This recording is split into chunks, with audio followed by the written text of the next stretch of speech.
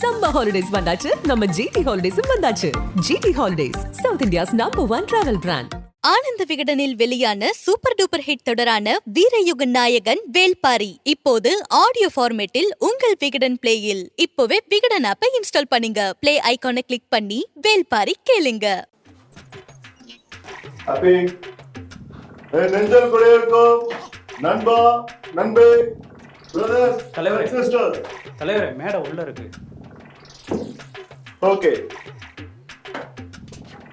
அங்க பேசலாம். ஐயா sir, one sign bro. No bro. Why bro? No bro. Bro Bihar ticket bro, please bro. No bro. Bro bro bro one autograph bro. போயிட்டாரே, சரி யாரும் பார்க்கல. Okay, ஷோக்குள்ள போயிடலாம். ப்ரோ இன்னைக்கு என்ன நடந்துச்சு தெரியுமா bro? Bro it's very wrong bro. Why bro? Script படி போலாம் ப்ரோ. ஓகே ப்ரோ, ஸ்கிரிப்ட் படினா ப்ரோ. இன்னைக்கு திமுக பாஜக அடுத்தடுத்து கொடி நட்டு வச்சிருக்காங்க கோவையில ப்ரோ. என்னன்னா, தமிழ்நாட்டு மக்கள் வந்து இந்த அடுத்தடுத்து கொடி நடுறது எப்ப பார்ப்பாங்க அப்படின்னா, கூட்டணி கட்சிகள், கூட்டணி கட்சி தலைவர்கள் ஒன்னா வரப்ப அடுத்தடுத்து கொடி வந்து நட்டு வைப்பாங்க. ஆமா, ஏற்கனவே வந்து நம்ம எடப்பாடி ப்ரோவும் சீமான் ப்ரோவும், ஏன் இன்னைக்கு விஜய் ப்ரோ கூட வந்து சொல்லியிருந்தாரு, இவங்க 2 பேரும் ஒரே கூட்டணிக்குள்ள இருந்துட்டு வெளியே தான் கேம் விளையாடிட்டு இருக்காங்கன்ட்டு. ஒருவேளை ஓவர் நைட்ல ஒண்ணு சேர்ந்துட்டாங்களோ, அடுத்தடுத்து வந்து கொடிகள் இருக்கே, பாஜக கொடியில் அடுத்து ஒரு 5 அடியில திமுக கொடி, அதுக்கு 5 அடியில பாஜக கொடி, அதுக்கு 5 அடியில திமுக கொடி. கருப்பு சிவப்பு இன்னொரு பக்கம் வந்து காவி கொடியும் சேர்ந்து பறக்குதே ஒன்னா அப்படின்னு பார்த்தோம்னா புதுசா இருக்கே ப்ரோ அப்படின்னு விசாரிச்சு பாக்குறப்பதான் தெரியுது.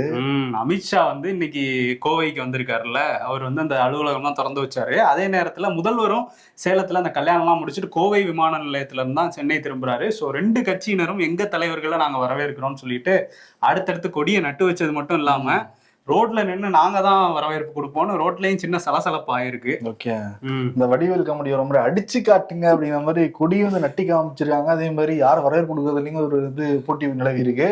இல்லைன்னா நேத்து இரவு கோவை விமான நிலையத்துக்கு 7:40 ஃபிளைட்டு சிஎம்க்கு, 8:20 லேண்ட் ஆகுற அமித்ஷா. அதனால அவர் ரொம்ப பரபரப்பா தான் இருந்துச்சான் கோவை விமான நிலையமே. ஏன்னா அண்ணாமலை, எல்முருகன், வானதி சீனிவாசன் எல்லாம் வந்து நிக்க, இந்த சைடு சீமா வழி அனுப்புறதுக்காக திமுகவோட அமைச்சர் வந்து நிக்க ஒரே இருக்கு. ஆனா பாருங்க, வானதி சீனிவாசன் மலராத ஒரு தாமரை கொடுத்து அமித்ஷாவை வரவேற்றிருந்தாங்க. ஆமா, நேற்று வந்திருந்தாரு அமித்ஷா. இன்னைக்கு காலையில கோவையில வந்து பாஜக அலுவலகத்தை வந்து திறந்து வச்சிருக்காரு. எல்முருகன், அண்ணாமலை கிட்ட எல்லாம் தமிழ்நாடு நிலவரத்தை பத்தி எல்லாம் கேட்டா தான் வந்து சொல்றாங்க. அதே மாதிரி யாரோட கூட்டணி வைக்கலாம் அப்படிங்கிற மாதிரி ஆலோசனை வந்து போச்சான். கொஞ்சம் ரிலாக்ஸ் பண்ணிருப்பாரு நினைக்கிறேன் மத்தியான நேரத்துல. ஏன்னா நைட்டு போய் வந்து டான்ஸ் வேற இருக்குல்ல, டான்ஸ் இருக்கு. அவர் ஆடுறாரா? அவர் ஆட மாட்டாரு, அமைச்சர் டான்ஸ் ஆடுவாரு. சரி ஓகே, டான்ஸ் ஆட வைப்பாரு, அது பண்ணுவாரு நல்லா. இப்ப அமித்ஷா சார வந்து மீட் பண்ணாரா ஓபிஎஸ் ப்ரோ? அமித்ஷா சார ஓபிஎஸ் ப்ரோ மீட் பண்ணாரா? பண்ணாரான்னு கேக்குறேன்.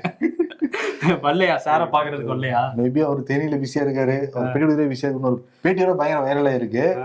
நான் வந்து மோடியுடைய பக்தன் நான் ஒரு கிளிப்பிங் பயங்கர வைரல் ஆகிட்டு இருக்கு பாத்தீங்கன்னா. இதனாலதான் எடப்பாடி ப்ரோ வந்து ஓபிஎஸ் ப்ரோ கழிச்சு விட்டாருன்னு வந்து பேசிக்கிட்டு இருக்காங்க. ஆமா, மோடியோட பக்தன். இது வந்து பாஜக காரங்களே சொல்லலாம் யோசிப்பாங்க. இவர் ஒரு படி மேல போயிட்டு இருக்காரு ஓபிஎஸ்.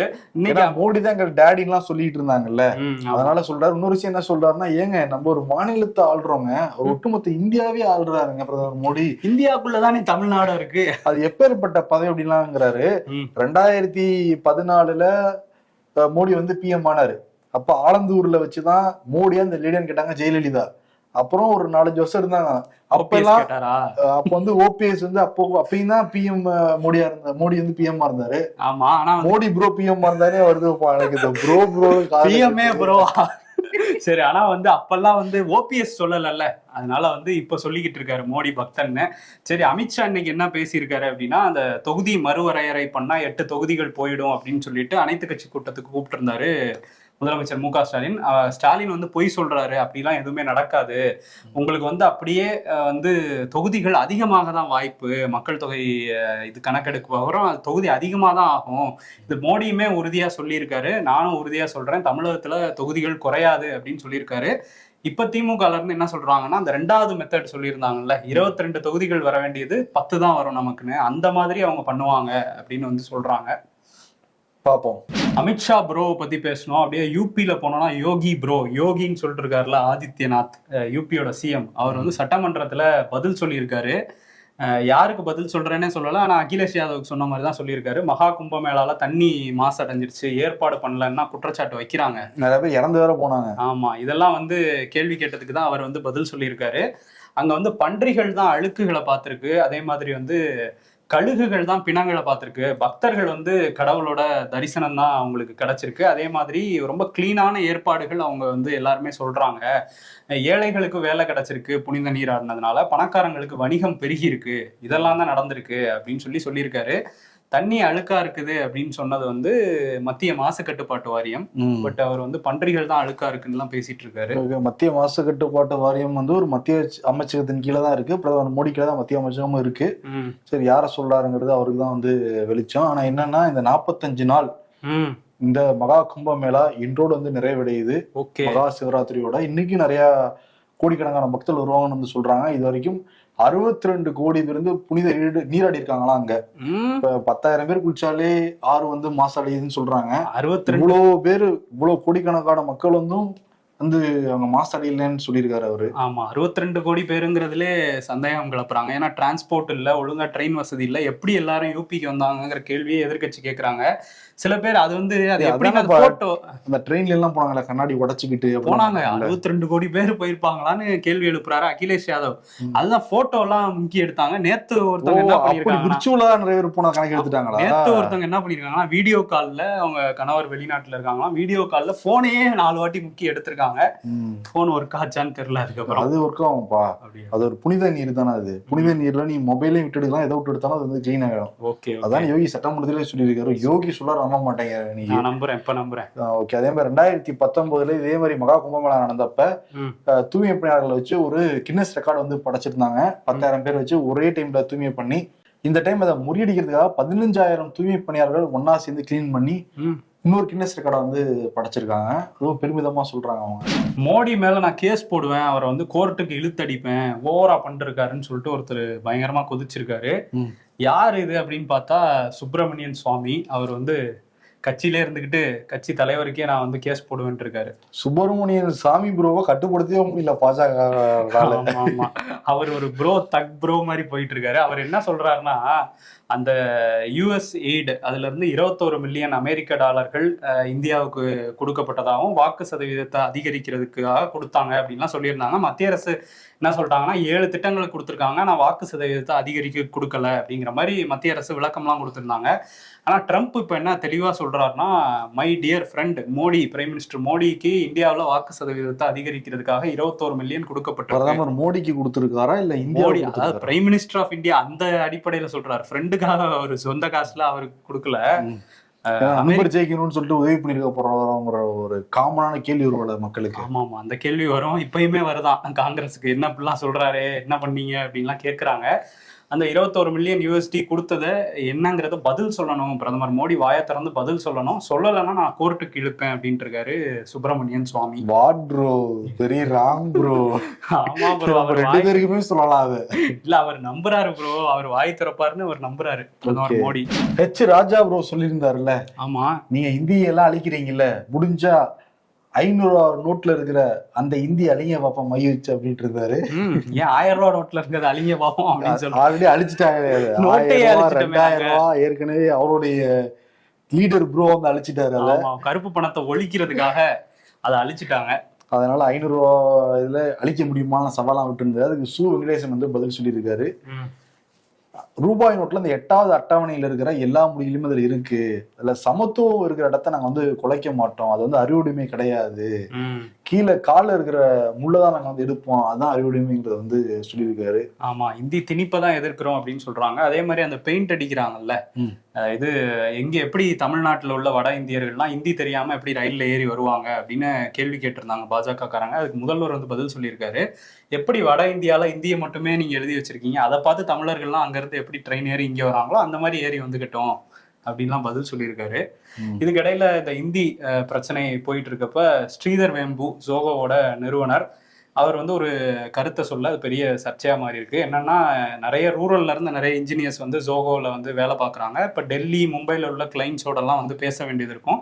அதனால ஹிந்தி கத்துக்கிட்டது ரொம்ப நல்லது, ஹிந்தி அவசியம், அது ஒரு பெரிய குறை நம்ம தமிழ்நாட்டுல ஹிந்தி தெரியாது அப்படின்னு பேசியிருந்தாரு. அது ஐடில மோஸ்ட்லி எல்லாம் இங்கிலீஷ்ல தானே பேசுவாங்க. டெல்லி, மும்பைல ஹிந்தி பேசுங்கன்றாரு. இது ஒரு அதுதான் அவருக்கு வந்து.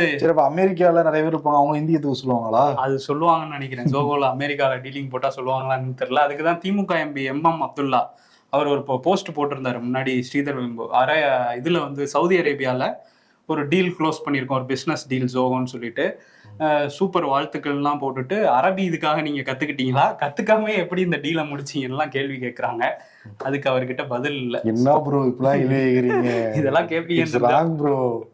ஆமா, இந்த தொகுதி மறுவரை பண்றாங்க, நமக்கான உரிமைகள்லாம் போகுது, அதிகாரம் பறிக்கப்பட போகுதுன்னு சொல்லிட்டு முதலமைச்சர் MK ஸ்டாலின் மார்ச் 5ஆம் தேதி காலையில நாமக்கல் கவிஞர் மாளிகையில அனைத்து கட்சி கூட்டத்துக்கு ஏற்பட வந்து பண்ணியிருந்தாரு. நாம் தமிழர்கள் வருவாங்களா மாட்டாங்களா அப்படின்னு பெரிய கேள்வி. ஏன்னா நாம் தமிழர் இருந்த நிறைய தம்பிகள் எல்லாரும் திமுக படையெடுக்கிறதுனால எல்லாருமே காலியாகிட்டு இருக்கு. திமுக அழைப்புக்கு நான் தாக்கா எப்படி ரியாக்ட் பண்ண போகுதுன்னு எதிர்பார்த்தாங்க. நேற்று சேலத்துல வந்து GK மணி அவருடைய இல்ல திருமணத்துல வந்து கலந்துகிட்டாரு சீமான். சீமான் மட்டும் இல்ல, நிறைய அண்ணாமலை, விஜயோட மகன், அது மாதிரி விஜய் சேது நிறைய பேர் கலந்துக்கிட்டாங்க அந்த ஃபங்க்ஷன்ல. முக்கியமா அரசியல், சினிமா எல்லாருமே அதுல பக்கம் முடிஞ்சுது. அதுல சேலத்துல போயிட்டு சீமான் வந்து என்ன சொன்னாரு அப்படின்னா, இதெல்லாம் ஒன்றிணைஞ்சு நம்ம எல்லாம் போராடணும், நமக்கான உரிமை அப்படின்னு பேசினாரு.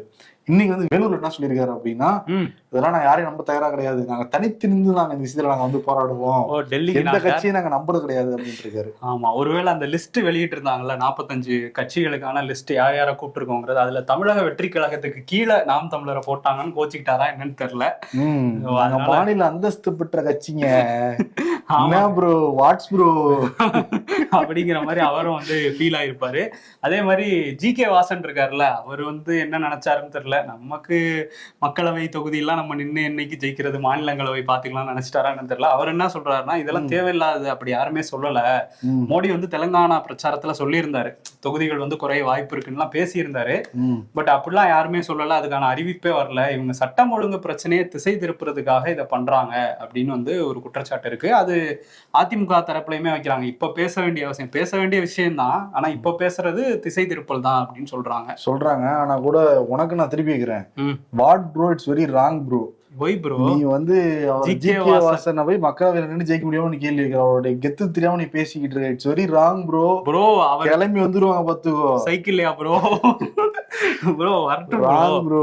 இல்ல ப்ரோ, அவங்க இதுவரை ப்ரூவ் பண்ணலையே, அதனால சொன்னேன் ப்ரோ. முன்னாடி பண்ணிருக்காங்க, இப்ப சமீப காலமா வெற்றியே இல்லையே, அதனால சொன்னேன் ப்ரோ. தீய கூட தொடலாம், GK வாசனை தொடக்கூடாது. சரி ப்ரோ, ஓகே ப்ரோ. இப்ப நம்ம ப்ரோ மேட்டருக்கு வருவோம்.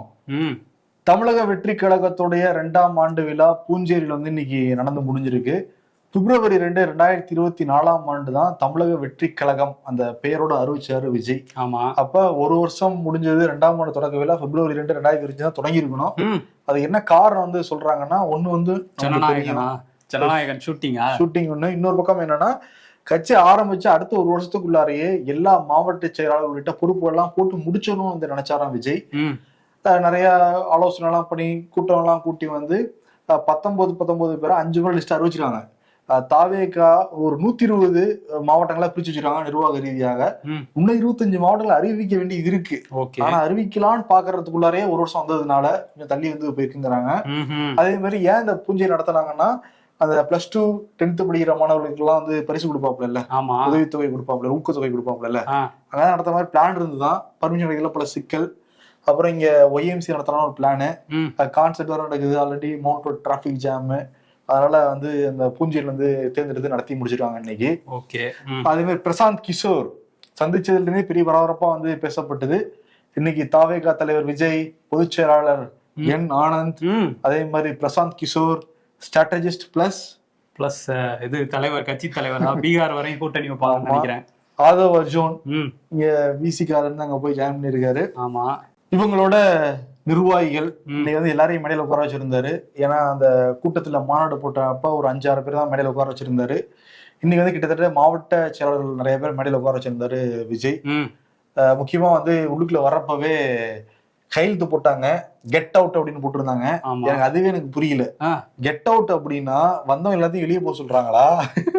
அவங்களுக்கு வச்சதா இல்ல அதுல எதோ எழுதிருந்தாங்கல்ல, அந்த எழுதிருந்தாங்கப்பா. எதுக்கு கெட் அவுட்னு உனக்கு போடணும்ல? அதுதான் ஏதோ டான்ஸ் ஆடுறது, ஒருத்தவங்க பாட்டு பாடுவாங்க, பேரே போடல, யாரு பேருமே. பேரு போட்டாதானே தெரியும் அது எதுக்கு. சென்னை வந்தவங்க கெட் அவுட்னு சொல்றாங்களா, இல்ல அங்க வந்து மீடியாக்காரங்க கெட் அவுட்னு சொல்றாங்களா? ஏன்னா மீடியாக்காரங்க தாக்கிடுறாங்க, பெரிய ஆள் ஆயிட்டாங்க போல இருக்கு இப்பவே. மீடியாக்கெல்லாம் தாக்குறாங்க அவங்க.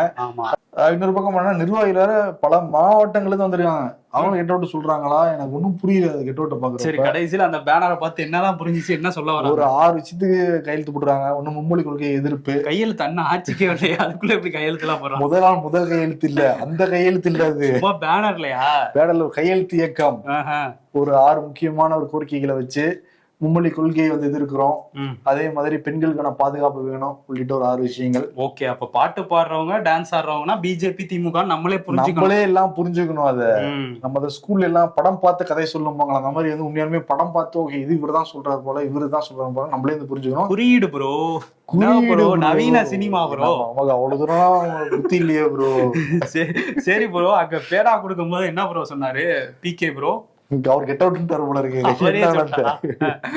அதான் ஆரம்பிக்கிறப்பவே ஒரு பிரசாந்த் கிஷோர் ஸ்ட்ராட்டஜிஸ்ட், ஒரு ஆலோசகரை கூப்பிட்டு வர்றாங்க. அவர் இதுல கையெழுத்து போடுவாரா போட மாட்டாரானே தெரியல.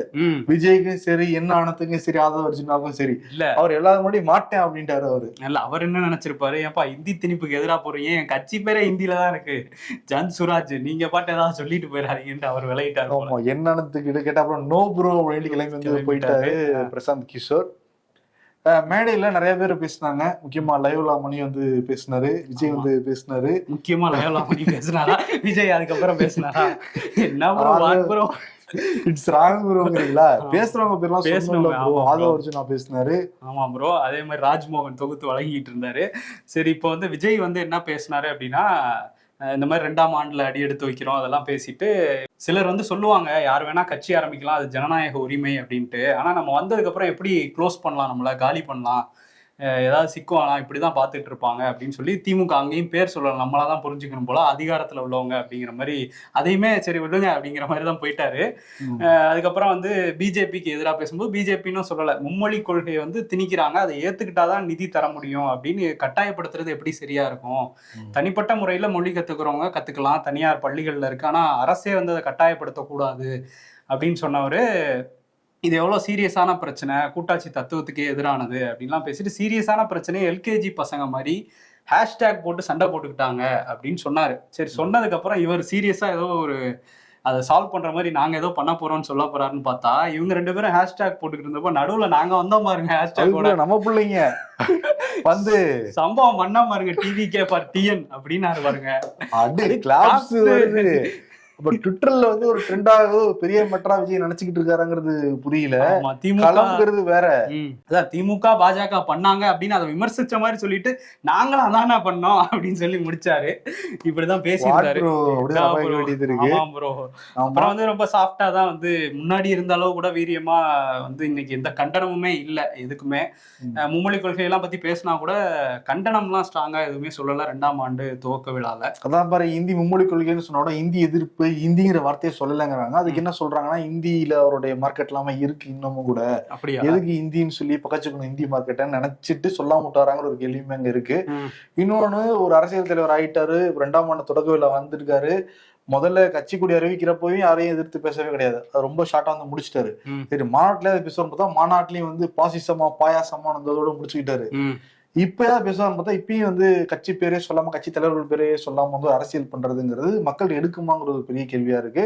இன்னொரு பக்கம் வேணா அதிமுக கூட கூட்டணி வைக்க போறாங்க டிவிக்கேன்னு ஒரு பெரிய பேச்சு இருந்தது. ஏன்னா அதிமுக தலைவர்கள் நிறைய பேர் வந்து வெளிப்படையா இல்ல இன்டைரக்டா வந்து விஜய் வரட்டுமே என்ன தவறு அப்படின்லாம் பேசிக்கிட்டு இருந்தாங்க, வச்சுக்கிட்டு இருந்தாங்க. அவங்க மன்சூர் அலிகானுக்கே துண்டு போட்டவங்க, விஜய்க்கு போட மாட்டாங்களா?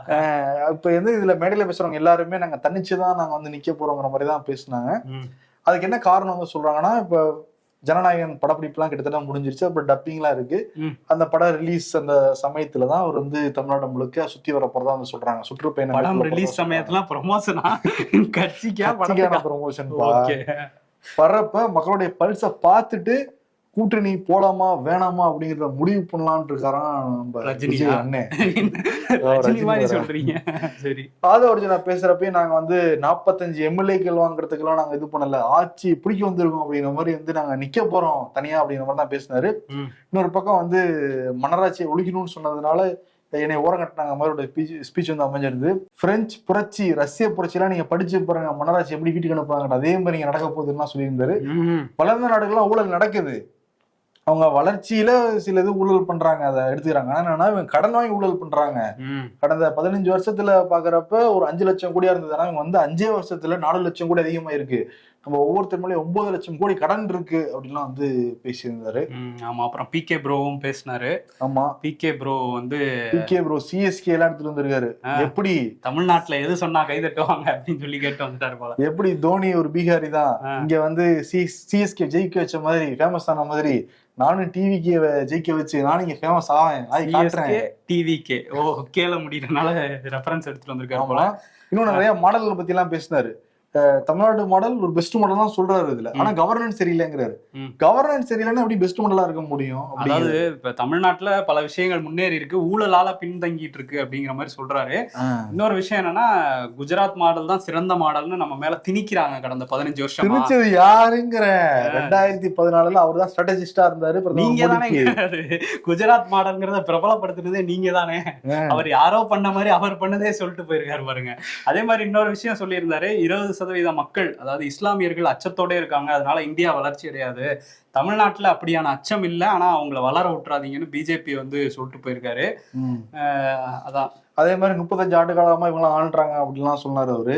இப்ப 2021 இவரு தானே ஸ்ட்ராட்டஜி அமைச்சு கொடுத்தாப்புல, சபரீசன் முதலமைச்சர் கூடயும் கால் போட்டு வந்துட்டு போட்டோ எல்லாம் வந்து சிஎம் வந்து அங்கதான் போனாரு ஐபேக் அந்த டீமுக்கு.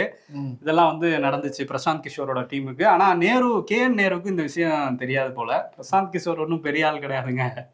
அவர் 2021 ஸ்டாலினுக்கு ஸ்ட்ராட்டஜி பண்ணலாம் தெரியாதா? அதான் நேருக்கு தெரியலன்னு நினைக்கிறேன். ஏன்னா அவர் அப்படிதான் சொல்றாரு. நேரு சொல்றாரு, அவர் உள்ளூர்லயே ஜெயிக்க முடியாது, இங்க வந்து ஒருத்தரை ஜெயிக்க வச்சிருவாரா அப்படின்லாம் கேட்கிறாரு. அவர் ஜெயிக்க வச்சாருங்க அப்படிதானே உங்க தலைவரே சொன்னாரு. அதனால அவரே அமைச்சரா இருக்காருன்ட்டு அவங்களே சொல்லுவாங்க டிஎம்கேக்காரங்களே. ஏன்னா இங்க சென்னை மவுண்ட் ரோட பெரிய அலுவலகம் போட்டு எவ்வளவு பேர் வேலைக்கு போட்டு ஒரு பிளான் எல்லாம் பண்ணாங்க, நம்ம எல்லாம் பாத்துட்டு தான் அந்த சமயத்துல. ஆமா, சரி, ஒரு வழியா இன்னைக்கு வந்து இந்த 2வது அந்த ஆண்டு தொடக்க விழாங்கிறது முடிஞ்சிருக்கு. அடுத்த பூத் கமிட்டி மாநாடு வந்து ஒண்ணு நடக்குமா, அப்ப தெரிஞ்சுக்கலாம் எவ்வளவு பெரிய கட்சி அப்படிங்கறத சொல்லியிருக்காரு. ஆமா, மொத்தம் 69,000 பூத் கமிட்டி போட போறாங்கன்னு சொல்றாங்க. ஒவ்வொரு பூத்துக்கும் ஒரு நிர்வாகி நியமிக்க போறாங்கன்னா அந்த நிர்வாகிக்கு இல்ல 10 பேர் நியமிக்க போறாங்கன்னா இதே 69,000 பேர் வந்துருவோம். அது கீழே 10 பேர்லாம் யோசிச்சு பாருங்க. அந்த 10 பேருக்கு இல்ல இன்னொரு 10 பேர் நாங்க முடிப்போம் அப்படின்னு நாங்க டிவி வராங்க. எம்எல்எம் பிசினஸ் நினைக்கிறேன். ஆமா, பூத் கமிட்டி தமிழ்நாட்டுல 2 கட்சிக்கு தான் ஸ்ட்ராங்கா இருக்கு, நம்ம பாத்துருக்கோம். ஒன்னு ஏடிஎம்கே, இன்னொன்னு டிஎம்கே. மத்த கட்சிகள்லாம் ரொம்ப திணறிக்கிட்டு இருக்காங்க காலங்காலமா. இங்க இருக்க கட்சிகளே விஜய் வந்து சொல்லியிருக்காரு 69,000 பூத்துக்கும் ஏஜென்ட்ஸ் போடுவோம்ட்டு. அது காரணம் என்னன்னா எல்லா பக்கமும் எல்லார் வீட்லயும் விஜய் ரசிகர்கள் இருக்கதான் செய்யறாங்க, அதெல்லாம் மாற்றுக்கிறது இல்ல. ஆனா அரசியல் வேற சினிமா வேறங்கிறத தமிழ்நாடு மக்கள் கொஞ்சம் பிரிச்சுதான் பார்ப்பாங்க. அது மேபி அந்த காலமா இருந்திருக்கலாம், பட் இந்த காலம்ங்கிறது வேற. அந்த காலத்துலயும் வந்து எம்ஜிஆர் நிறைய தான் பண்ணிருக்கிற, உடனே மாத்திர போறாங்க. ஆமா, அதனால வந்து எல்லாம் வெயிட் பண்ணி பார்ப்போம். ஆமா,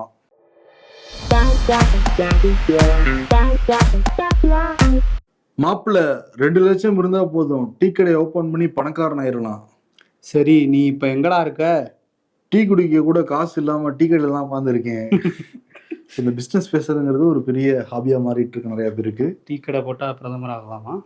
ப்ரோ ப்ரோ யாருடா கண்டுபிடிச்சது?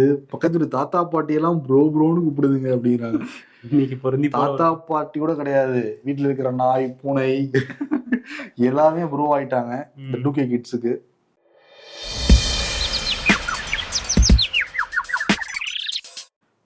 புதுசா ரோடு போட்டுருக்காங்களேன்னு உனக்கு சந்தோஷம். இபி டெலிபோன்காரங்க கையில கடப்பாறையோட உடனே வராம இருக்கணுமேன்னு எனக்கு கவலை. 31 தொகுதியாக குறைத்தாலும் ஓட்டு போட்டாதானே ஜெயிக்க முடியும். ஐயோ, அதை மறந்துட்டேனேன்னு பாஜக சொல்ற மாதிரி போட்டிருக்காங்க. இதோ வந்துட்டேன். விஜய் முதல் கையெழுத்து சிஎம் ஆயே தீர்வு அப்படிங்கிற மாதிரிதான் வந்து அவங்க சகாக்களும் பேசுறாங்க, அவரோட தான் வந்து பேசுறாரு. ஆனா யாரை எதிர்த்து தான் அவர் போட்டியிட போறாருன்னு தெரியல. எந்த பேரும் சொல்ல மாட்டேங்கிறோம், நம்ம கன்ஃபியூஷன் ஆகுது. பிஜேபி டிஎம்கே எல்லாம் வரவே மாட்டேங்குது. ஆமா, இப்ப அரசியல் களத்துல இறங்கி இப்படியே பேசிக்கிட்டு இருந்தா மக்கள் வந்து கன்ஃபியூஸ் ஆயிடுவாங்க. அரசியல் எதிரி, கொள்கை எதிரி, இப்படியே சொல்றாரு, யார சொல்றாரு? ஆமா, ஆனா கூட வெளிப்படையா இருக்கணும்ல. அப்பதான் அவர் வந்து முதல் கையெழுத்து எல்லாம் போய் போட முடியும். இன்னைக்குதான் போட்டாச்சுல பேனர்ல. அது போட்டா போதுமா? அவர் பேனர்லயே போட்டு உட்காந்துருக்க வேண்டியதான் பனையூர்ல. ஆமா, அதே மாதிரி பிரசாந்த் கிஷோர் ஸ்ட்ராட்டஜிஸ்ட் கூட்டு வந்துடுறாங்க, அவருக்கு ஹெல்த் போட மாட்டேங்கிறாங்க. அவர் போட மாட்டேங்கிறாரு. இவர் வந்து என்ன சொல்றாரு விஜய்மே, ஒரு காலத்துல பண்ணையார்கள் வந்து பதவியில இருப்பாங்க, இப்ப பதவியில இருக்கவங்க எல்லாம் பண்ணையாரா மாறிட்டாங்க அப்படின்னு வந்து சொல்லியிருக்காரு. பண்ணையார்களை வீட்டுக்கு அனுப்ப போறோம்லாம் பேசியிருக்காரு. ஆனா அந்த பண்ணையார் யாருங்கிறத சொல்ல மாட்டேங்கிறாரு. எனக்கு ஒரு பண்ணையார் ஞாபகம் வராரு. இன்னைக்கு அவரை பத்தி பேசணுமா? பேசலவே. சரி, ஓகே. அதனால கையெழுத்து போடுங்க ப்ரோ அப்படிங்கிற விஜய்க்கு வந்து விருதா கொடுத்துடலாம். எனக்கு இன்னொரு விஷயம் ஞாபகம் வருது. பண்ணையார் வீட்டுல தானே இருக்காரு, அவர் எப்படி வீட்டுக்கு அனுப்பாரு? சரி, ஓகே, கையெழுத்து போடுங்க ப்ரோ. வீட்டுல இருந்து இன்னொரு வீட்டுக்கு அனுப்புறது, பண்ணையார வீடு வச்சுட்டு தானே செய்வாங்க. இந்த மாதிரி வீட்டுக்கா? அரசியல்ல வீட்டுக்கு அனுப்புறது இல்லையா? சரி, ஓகே ப்ரோ. நன்றி ப்ரோ. நன்றி. சம்மர் ஹாலிடேஸ் வந்தாச்சு, நம்ம ஜிடி ஹாலிடேஸும் வந்தாச்சு. GT holidays, south India's #1 travel brand. ஆனந்த விகடனில் வெளியான சூப்பர் டூப்பர் ஹிட் தொடரான வீரயுகன் நாயகன் வேல்பாரி இப்போது ஆடியோ ஃபார்மேட்டில் உங்கள் விகடன் பிளேயில். இப்போவே விகடன் ஆப்பை இன்ஸ்டால் பண்ணுங்க. பிளே ஐகானை கிளிக் பண்ணி வேல்பாரி கேளுங்க.